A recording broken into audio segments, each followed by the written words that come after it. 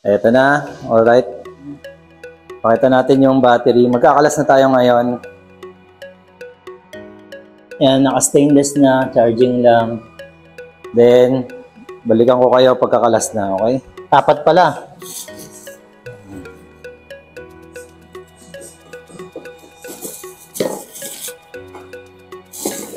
Napakadaling magkalas na ito. Ha? Mamamay, may tumawag sa'yo.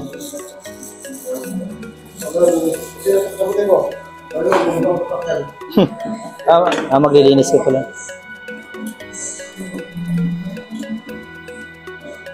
So sa upuan, 4 na tornilyo.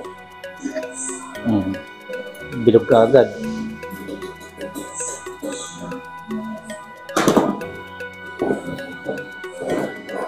Okay. Then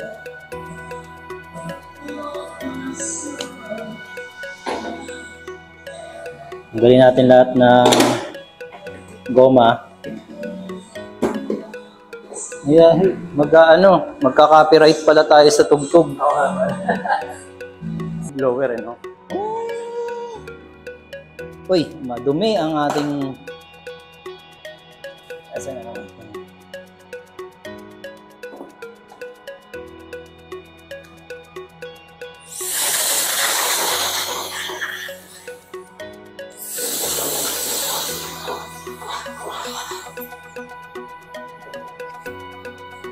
Okay, kalas tayo.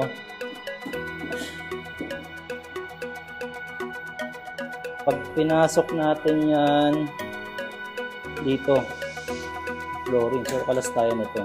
Buo. Kalasin natin buo. So, itong this.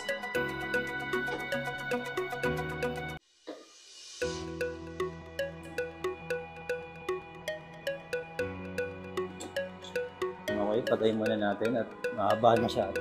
Okay, ito na, nabaklas na natin. So, halos buo yung dibdib na yon. So, yun. So, ito yung ating kinabit noon, 30 amperes. So, difference niya dun sa 65 to 68, ganyan po yung size. So, ayan po yan, amperahe. So, kalas muna ulit natin. At maghihinang tayo ulit ng battery ng connector. Gamit natin yung Anderson dati, mas malaki ngayon ang kakabit. Okay, yung Anderson na to ay 50 amperes. Tama ba? Yung magano, focus. Ayan. 50 ang nakalagay. Okay. So yung kakabit natin ngayon, mas malaki. So, ayan. Nandito pala, pakita natin. Kulay pula na siya ngayon. Anderson 600 volts 120 SB 120. So ayan. Pansin na natin, konting linis ng konti. Nanlilimahid eh. So controller natin, makikita niya saglit. Op. Okay, ayan na, nakalas na natin. Yung 30 amperes o 44 amperes na nakalagay sa BM sa ano. Ayan, ang pinagkaiba nila yung laki. Konting-konti lang diferensya pala. So, yun, nakabalot lang ng blue ano to. Isa nasa loob na, pati yung BMS niyan sa loob na. So, syempre, shoutout natin si Mark Pabay. Ayan po. Ayan. Siya po ang kukontakin nyo pagka battery, pati sa controller, siya na rin po nagsisetup niyan, nagpo-program, no? Actually, yun ang mas, kaya ko din napili yung EM100. Pwede niyang i-program doon sa requirements ko, kung ano yung kailangan ko para sa takbo ko. Kasi may mga power driver, madali yun, nagsi-self-learn lang siya eh. Pero, okay din naman yun. Pero mas gusto ko lang talaga yung bottle. Okay, so kabit muna natin. Ayan, so inihinang. Malaking panghinang yan. Ayan, para sa connector dun sa battery. Ayan. So magpapalit din tayo nito pagkatagalan. Okay, eto na. Nakakabit na. Napakadungis. Dami na ng crack. So natapos siya ng maraming crack. Nakikita na ba to? Check. So ayan. Check natin charger. Kunin natin yung charger para ma-testing kung mag-charge siya.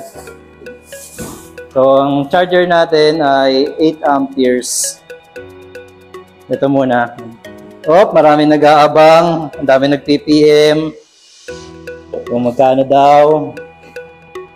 Ito pa rin ang pagsaksak. Ilinisin na lang natin to. Napakadumi. Saan na yung paksakan? Yan. Abot ba?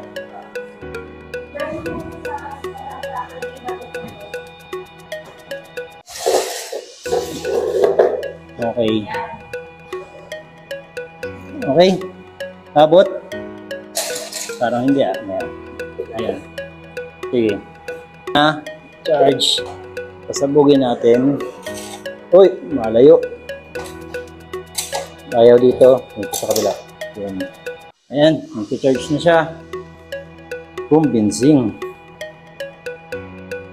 Okay. Check natin sa BMS yan. So, ayan na siya. Naka-ipit lang yun doon. So, yan yung stock na ginamit natin mga styro para ipit na ipit. Okay. So again, sa mga naghahanap ng battery, ayan po si Mark Fabay. Makita natin yung kanyang Then, itong ating controller, sa kanya rin po galing yan. Sa nagtatanong kung para mawala yung delay, ayan, so palit kayo ng controller ninyo. Yan yun. Ayan, hindi ko papakita masyado yung controller kasi baka sabihin nyo pag nakita nyo ako sa kalsada, iwanan nyo ako Ayan. Okay. So ito, bawal ipasok sa mall yan, mapagkakamalang yan. Napakadumi, so maglilinis na lang tayo. Okay? Okay, maraming salamat.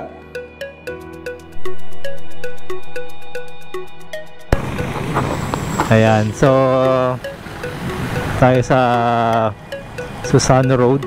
Ayan, bagong palit yung battery natin. Ayan, so okay naman. Ayan mo, naka level 2 na tayo. 74 volts nakalagay diba? So mas matagal na, mas makunat na yung battery nito. Okay, so dito na lang po muna guys. Maraming salamat po. I-upload natin. Ayan meron na rin tayo dito sa Japan guys. So okay, once again, Marvin Chua Motovlog po. Maraming salamat po. Salamat din po sa mga nag-subscribe. Okay, bulol pa ayos naman